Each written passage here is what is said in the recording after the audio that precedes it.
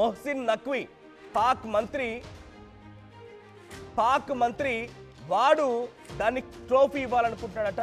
So దీంతో ఆ trophy ఎత్తడం మాకు ఇష్టం లేదు అని చెప్పి దాని మొత్తాన్ని కూడా నిరాకరించారు. ఒంటి చేత్తో భారత్ ని గెలిపించాడు తెలుగు తేజం తిలక్ వర్మ. 69 పరుగులతో తిలక్ వర్మ కీలక ఇన్నింగ్స్ లో అద్భుతమైన ప్రదర్శనని చూపించాడు. ట్రోఫీని తీసుకునేందుకు భారత్ నిరాకరించింది. మెడల్స్ కూడా ఇండియన్ క్రికెటర్లు తీసుకోలేదు. పాక్ మంత్రి చేతుల మీదుగా కప్ తీసుకోవడాన్ని ఇష్టపడలేదు టీమిండియా. ఆసియా క్రికెట్ కౌన్సిల్ అధ్యక్షుడిగా ఉన్నాడు పాక్ మంత్రి మొహసిన్ నఖ్వీ. సో భారత్ నిర్ణయంతో ట్రోఫీని గ్రౌండ్ నుంచి వెనక్కి తీసుకెళ్లినారు సిబ్బంది. ట్రోఫీ లేకుండానే టీమిండియా సెలబ్రేషన్స్ కి దిగింది. సో ఎస్, ఎగ్జాక్ట్ గా పాకిస్తాన్ మంత్రి ఐసీసీకి క్రికెట్ కౌన్సిల్ చైర్మన్ గా అధ్యక్షుడిగా ఉన్నాడట మొహసిన్ నఖ్వీ.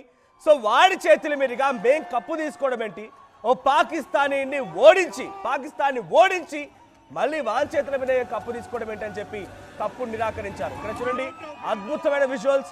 సో ట్రోఫీ లేదు, కానీ ట్రోఫీ తన చేతిలో ఉన్నట్టుగా సూర్యకుమార్ యాదవ్ మెల్లగా తన టీం మెంబర్స్ దగ్గర నడుచుకుంటూ రావడం, ఆ తర్వాత అందరూ కలిసి ట్రోఫీ పైకి ఎత్తినట్టుగా వారు అక్కడ సెలబ్రేట్ చేసుకోవడం చూడండి. ఇక్కడ ఎస్, సూర్యకుమార్ యాదవ్ వస్తున్నారు, ట్రోఫీ తీసుకొని వచ్చినట్టుగానే ఆయన నడుచుకుంటూ వస్తున్నారు.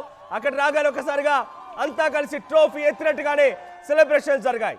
సో నిజంగానే పాకిస్తాన్ కి ఓడించి చెంపచెల్లం అనిపించడమే కాదు, ఇటువంటి సైన్స్ తో కూడా, ఇటువంటి యాక్షన్స్ తో కూడా, మీకే వచ్చా యాక్షన్లు, మీకే వచ్చా సిగ్నల్స్, మీకే వచ్చా ఇటువంటి గెస్చర్స్, మాకు కూడా వచ్చు. మీ మొహం మీద చెంపచెల్లు అనిపించేలా చెప్పుతో కొట్టినట్టుగా భారత ఆటగాళ్లు సమాధానం ఇచ్చారు. ఒకసారి సెలబ్రేషన్స్ వీడియోస్ చూద్దాం.